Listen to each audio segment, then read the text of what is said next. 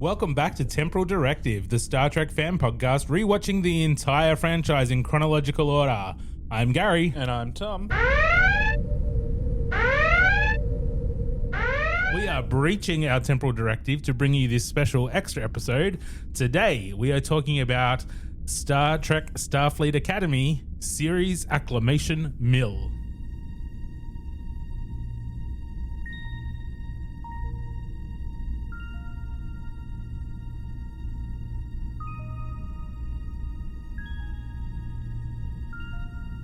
Star Trek, the ultimate franchise. These are the podcasts of the Wakefield brothers. Their 16-year mission to watch every production, to seek out life lessons and new inspirations, to boldly watch like most fans have watched before.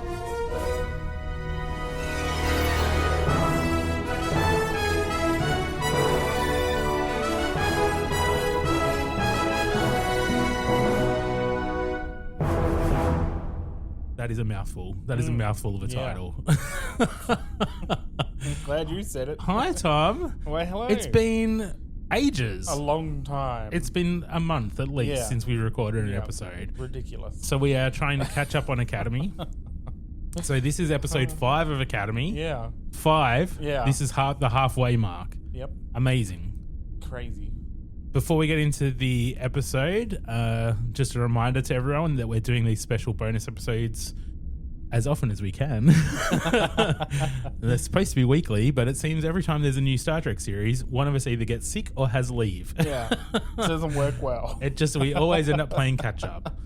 But the intention is each week, because these episodes are based right at the end of our chronology, we will revisit them in about 15 or 16 years when we catch up to it. So we won't do our life lessons and IMDb scores for these ones like we do in our normal episodes, because we'll do them when we revisit in a decade and a half. Yeah. Just a little while. When we're old and grey. Older and greyer. That's true. That's true. That grey's coming through. Yeah. Yes. My goatee is pretty much white now. Spoiler warning, if you have not watched episode 5, series Acclimation Mil, go and do that now before listening to our podcast. And we're not going to talk through the episode scene by scene like we do in our regular episodes either. We are going to read through a recap from trekmovie.com. Thank you, trekmovie.com. Yep. They're our go-to source for Trek news and updates, and they do a fantastic recap of the new episodes each week, so we don't have to. So big thanks to Anthony Pascal at trekmovie.com. This episode is called Series Acclimation Mil, which is the full name of the character Sam, the Hollow character. This episode was written by Kirsten Beyer and Tawny Newsom, directed by Larry Teng. Air date was February the 5th, 2026. It has been a while since we recorded. And the IMDb synopsis reads, as a cadet sets out to solve an ancient Starfleet mystery, she embarks on a journey of self-discovery and learns the value of forging her own path. Meanwhile, Nahla agrees to help a fellow chancellor with an elaborate alien ritual. Okay, let's go watch it. Yep, alrighty. And we're back from watching series Acclimation Mil. Yeah. Nice. No, wait. I was going to try to do the Deep Space Nine. Good luck. That's better.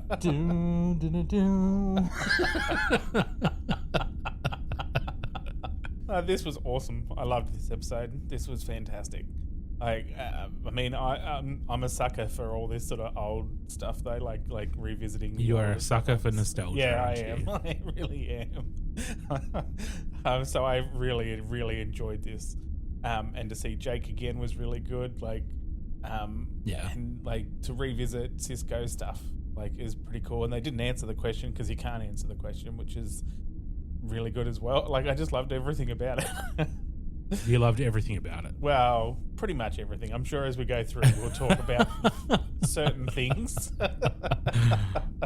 I have mixed feelings on this one. Mm-hmm. Deep Space Nine is probably my favorite Star Trek series. It's fantastic. Deep Space Nine is incredible. Next Gen is probably my favorite. Yeah. followed closely by Deep Space Nine. Yeah. I love Deep Space Nine. It's a great series. I fucking love it. I adore it. I love that it's tries to be serialized for the majority of the storytelling. I love the religious elements. I love all the politics. I love everything about Deep Space Nine. Yeah. This episode, not so much. Well, I don't think they were trying to do Deep Space Nine. No, I know. But I loved that we saw Jake Sisko and a holo recording. Why did he come back? What do you mean? Why did he come back to have that conversation with Sam at the end? That wasn't a hologram. That was her imagination. Yeah. Do holograms dream of electric Jake Siskos? Yes.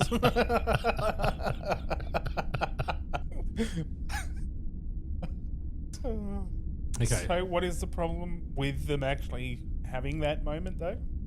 Because it doesn't make sense. Well, he wasn't there. He was just a representation of what she was going through for her to understand what she was thinking. Mm-hmm. That was it. Mm-hmm. Is there a problem with that? Yes. I don't like it. Okay. I didn't like it. I didn't like the vomiting glitter. No, I didn't like that either. That was dumb. That was like, what? Why? And I didn't like everything the adults were doing.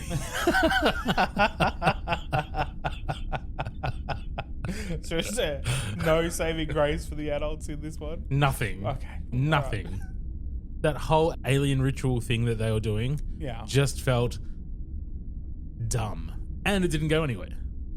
We didn't see... That's what I was going to say. The fact Kelrick actually do the thing with the other delegate or whatever it was. We never saw a resolution to that. We don't know if that practice was successful. It just disappeared. Yeah, and that's what I didn't like about it, is that there was no payoff to what they were doing at all. Like, it felt completely pointless because we didn't get a payoff. No repercussions for what he did at the start. He was reallocating resources against the rules illegally to heat the ocean. Yeah. So there was nothing. Yeah, that's exactly right. Like that whole part was, there was nothing come of any of it, and so none of it was any purpose. So why was it there? That was my critique to it. I don't mind adults joke, like laughing at a fart joke when they're trying to be serious. Well, yeah, but but it wasn't a fart. It was a deflating fish. Like, is that? Yeah. It's not funny. Like, it just like. Here's when it's. I'm okay with a fart joke if it's funny. Yeah, but it's funny because the other guy's trying to take things so seriously, and then that does that. That's the funny part. It's not the fish deflating. Oh, hilarious. Yeah. Well, I guess you had to be there. I guess. And I think I've said this before. I'm going to say it again. The language that everyone uses. Yeah. Like the contemporary language. I get it. I'm sure it's appealing to the audience that's watching it. It doesn't completely throw me off. Like, I'm not saying I'm not going to watch it because I don't like how they talk. Yeah. But it's going to age to this show like nobody's business. It really is. Like, my partner and I were just watching Game of Thrones again. Like our annual watch through. Yeah. Like you have the 15th time. Exactly. But the language that they use, for example, is like so locked into the period that it's based in that the show becomes timeless. And it's the same with The Next Generation. Like the language that they use is so without contemporary references that it's ageless. This, in 20 years, is going to feel like a show from 2020s. Yeah. So that's my criticism of the way that they use language in this show. Yeah, I can understand that. Like, I would agree with that. Like, people watching this in what are we now? How old is it? 60 years old? Yes. Yeah. So, I mean, in 60 years' time from now, people aren't going to get it. Like, they're not going to enjoy it. Yeah. I mean, the captain in the first episode referred to something as a PR dumpster fire. Yeah. Like, is that going to make sense in 60 years? It didn't make sense 60 years ago. No, that's right. So it's a bit off-putting. Yeah. Yeah. Anyway, that's just a small criticism. Yeah. The rest of my criticisms are much larger. Yes. How long did Trill symbionts live? Well, I really liked having Dax back. I loved that. And I didn't see it coming, which is unusual too. Because why would you? Yeah, that's. I think that's the thing. It's that, you just didn't see it coming at all. But I don't know how long the Trill symbionts actually do live.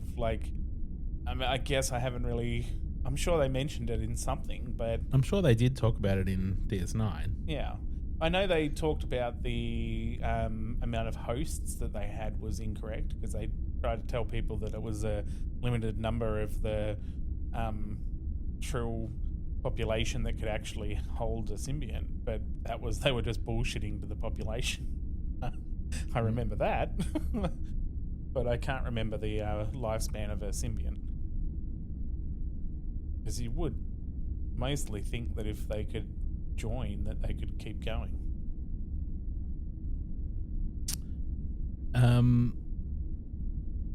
Well, yeah, it depends. I'm just Googling while you've been talking, and there's a bunch of different answers. So helpful. Including one from a novel, which is not canon, but it's from the DS9 novel Trill Unjoined. And that novel said that they can live up to 20,000 years. Whereas other things are saying around 5 to 800 is kind of the standard age, 5 to 800. Okay. Yeah. Anyway, just I was curious, seeing as we had Dax in this. Yeah. Well, I'm excited to have Dax in this. I don't know whether we're going to have anything with Dax though. It was more of a look, it's Dax, and then, I don't think they'll be back. Yeah, then there's no more Dax. I don't think they'll actually bring her back. No, just a little nod to there they are. Yeah. It was cool to see some Bajorans. Obviously, the Bajoran faith is still going on because Sam went to that Bajoran temple and mucked it up. Yeah. But yeah, all right, let's get into the read. Where are the tears? Sorry? Where are the tears? I'm assuming they're on Bajor. The tears of the prophet? The orbs? Yeah. Well, she had one of them represented in the museum. Yeah. But who knows? Who knows where everything is? True. Yeah. Anyway, sorry. All right, let's get into the read through. Again, this is a recap from trekmovie.com by Anthony Pascal. And let's get into it. Radio. This week, Sam, series Acclimation Mil, title alert, will be our narrator. As the only holographic cadet, her bubbly message comes complete with fun on-screen graphics. She briefs us on how she was created as an emissary to observe all the weird, chaotic things organics do, like dealing with awkward attraction, Caleb and Terima, and barfing glitter. It's a Canonian thing. Canonian? Is that how you say it? Yeah. Sure. Her creators instruct Sam to ignore fun stuff like music class to take the Confronting the Unexplainable seminar to help her true mission. Find out if the isolated Kaskians can trust the messy meat sacks of the galaxy. She soon meets the eerily familiar Cardassian professor named Ilya. It's far too late to enroll, but after Sam shows a particular fascination with the Federation's most famous emissary, she is given a new quest. Solve the mystery of where is Benjamin Sisko. After a whimsical, yet dark, children's book briefing on the former DS9 commander, and with no help from her skeptical friends, Sam turns to the Bajor Club for answers, but her demand for something more provable that isn't just based on nonsense doesn't go over well with the faithful. Her pa is strong, but Sam's cultural sensitivity is weak. The incident sends her to the Chancellor's office. As a former Bajor resident, remember when Admiral Vance recruited her in the pilot? The captain offers insight into how revered the Sisko is. She encourages Sam to keep asking questions, but the barefoot captain is also busy with issues of her own. RK visits Kelrak to complain about a power drain.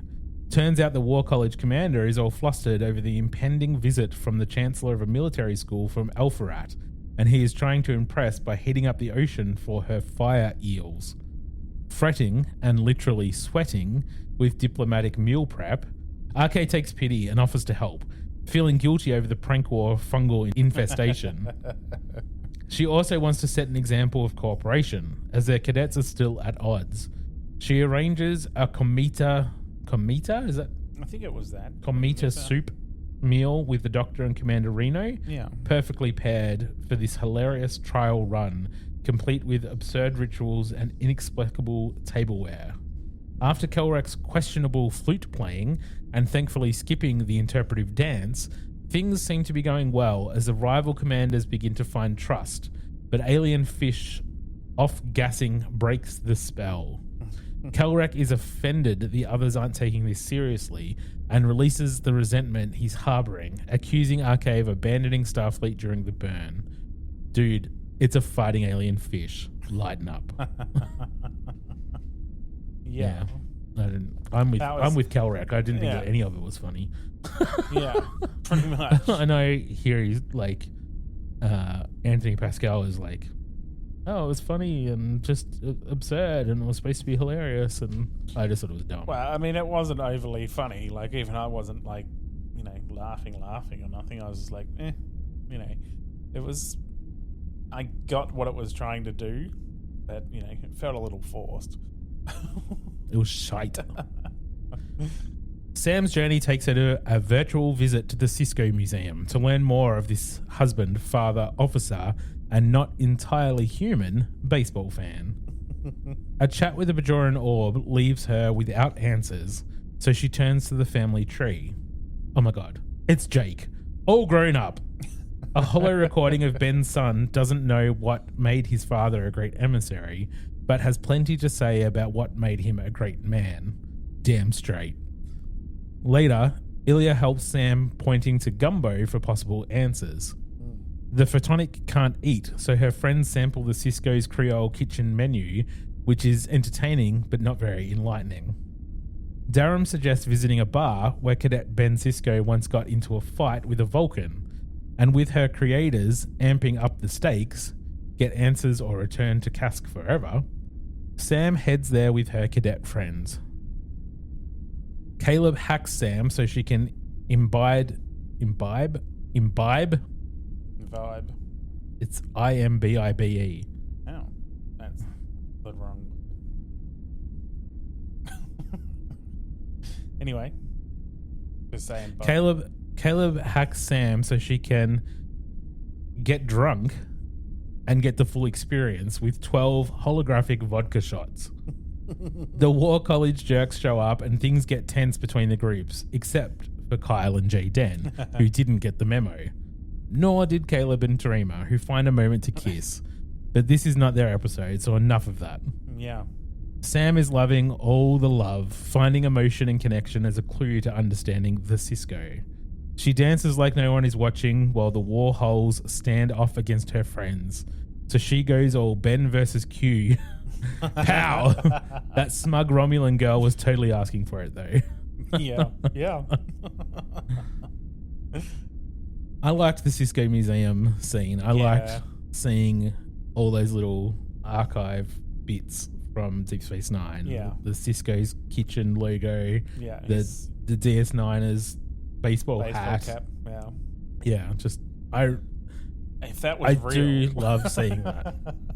I know. Yeah. Bring back Star Trek The Experience, please. I know, wouldn't it be great? Please. Be awesome. I'll come to Vegas every year, I promise. Yeah. Can't we just actually do that hotel that we're going to do that looks like the Enterprise, and then just have these? Well, they were going to build that in Vegas. In Vegas, yeah. Yeah. That was a long time ago. Come on. Can't we apply for that? Yeah, you got like $5 billion. Sure. I'm sure we can get investors. I barely got $5.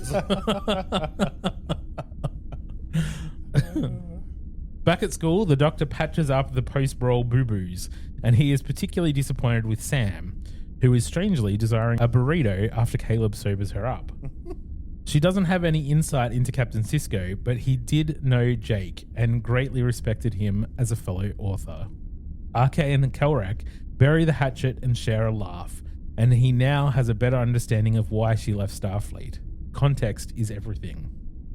In contrast, Sam admits failure to Ilia, but the Cardassian may have some context of her own and hands Sam the only copy of Jake's unpublished book. Sam opens the book, Yeah. and somehow, it's not important how, don't overthink it, the author appears to her in this time of crisis. Yes, don't overthink. This is what I said. Don't overthink it, Gary. Don't overthink it. He shares that even though his father embraced being the emissary, he did it his way, also embracing family. Jake offers her the support she needs. With holographic tears, Sam accepts how she too can have the strength of the Cisco. When she reports back to Ilia, the professor says she looks forward to Sam joining her class next year, and the cadet starts putting some pieces together, especially after noticing the professor's subtle spots. Oh my god. It's Ilia Dax! Benjamin would have liked you. Oh my god, oh my god, oh my god. Now Sam has what she needs and is ready to spell it out to her makers, telling them she'll let them know all about organics when she is good and ready. But until then, don't call her. She'll call you. Mic drop. Returning to the piece of playing her theremin, she finishes the narrated message that began the episode. And yes, it was addressed to Ben Sisko, wherever he is. She honors and thanks him for changing her, for teaching her how to be an emissary her way. As she happily returns to her life renewed, we hear the Sisko talking of divine laws and love. Okay, now I really need a moment. Thanks again to Anthony Pascal for that awesome recap. Anything else to say on this episode, Tom? Why aren't there more holograms around? What do you mean? Well, how come, like, the Doctor's the only one? What, how many do you... You don't know. There could... Half the people walking in the background could be holograms. Well, I suppose, but, like, isn't, like, she meant to be the most, like, a unique thing? Like, she's the only one from Cask and the only cadet. Yeah. Because why would a cadet have to go to Starfleet Academy? Yeah. If it was programmed by humans. I suppose. I don't know. It just feels like there aren't any other holograms around. Maybe there's not. Strange. Is it? Well, don't we have, like, the command hologram and stuff, like Captain Janeway? The emergency command hologram. Yeah, the emergency command hologram. For when there's an emergency. So we would still have, like, emergency medical holograms and stuff. Maybe. And there was a whole lot of the Doctor's programs that were turned into minors. We know that those programs should be able to actually evolve like the Doctor did. In theory. Anyway, just my brain going and, like, thinking about it. I can't be bothered going there, so I'll leave that with Good you. thing we're doing a podcast. I'll leave those thoughts with you because you know my opinion on holograms. Yeah, I know. Turn them off if you don't like them. Turn them off like a light switch. Switch it up. Yeah.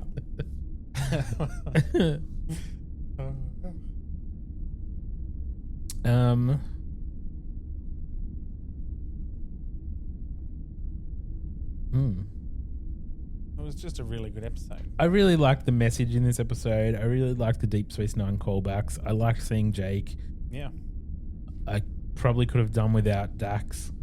I definitely could have done without Jake coming back the second time. Well, that's what I meant by earlier when I was saying that, like, we're going to just see Dax like that and then not have anything more to do with her. Yeah. And that's going to frustrate me because it's like we didn't need it. We didn't need like, it. You know, it wasn't something that should have been there if you're not going to use it. Yeah. Like, you know.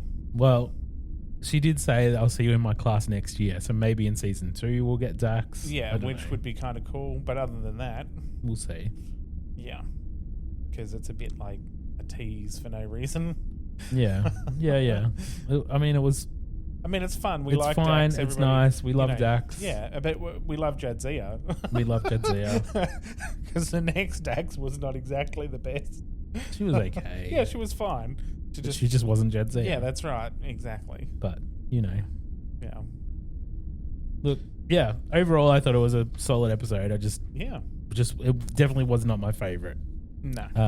But it was a solid episode, and I appreciate the Deep Space Nine callbacks because of how much I love Absolutely. Deep Space Nine. So, Oh, yeah. yeah. I guess that's it for this special episode. If you want to join the conversation and tell us what you thought of this episode, please get in touch. You can find us on Facebook at Temporal Directive Podcast and on Instagram, just Temporal Directive. Or you can email us at wakefield_productions@outlook.com. We hope to be back with another Academy episode later this week and our regular Enterprise episode on Friday. We better get some working. Yeah. Yep. Live long and prosper. Peace and long life.